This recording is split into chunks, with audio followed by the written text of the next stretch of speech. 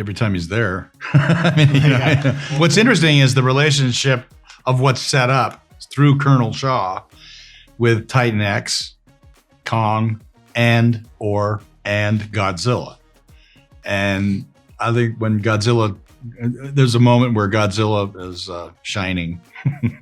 It's a great question, and there are so many, because I think that one of the things that I often speak about is that for us as the makers of the show, with the VFX, we're seeing things storyboarded. We see the previs. We sort of know what we think we're going to expect. We're on set. We're trying to communicate eye lines, but it really is almost the moment where audiences see it, where we get those final VFX and we get to actually feel how real those monsters are, and the spectacle and the size and the scope of them. I know for me that every single time they come on screen, and as I'm seeing it only in the last month or two, it just blows me away every time. Just the absolute scope and spectacle of it is blows me away. But we also have these big character reversals, and I think we're spoiled for choice with them. And we have character dynamics that come together in ways that you wouldn't have thought were possible, but they're only possible because of some of the things we set up in our show that allow us to do some things that are just on the tip of genre bending, but allow us to explore things that we haven't seen before in this world, in this monsterverse.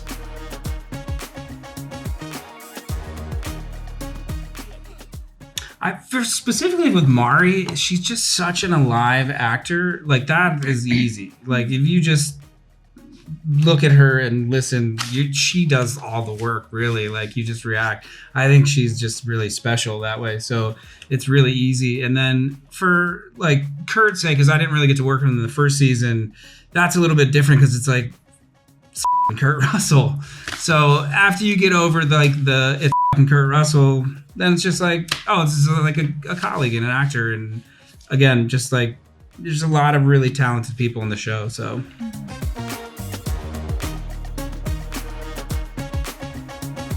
Right. That's a great question. I think she's so, in a way, well, backtracking, I think coming into it, she's so heartbroken over everything that she's lost. And it's the biggest jet lag of all time that she's suffering from. So it's really a lot to adjust to. So it takes a little time. But then the reality in this world is that you're never given enough time, because there's always a monster. There's always some life-threatening circumstance that is, coming at you. And so she doesn't really get the time to process anything that's happened, and she has to jump straight into action to, she's worried if her skills and her knowledge is any applicable at all to, advanced science that she has no idea about. But it turns out that she's smart and she can adapt and she can be useful. And that really lights a fire in her again that, if I can be useful, there's things I can do, I can contribute to. And that gets the ball rolling into what becomes a massive adventure of 10 days this season.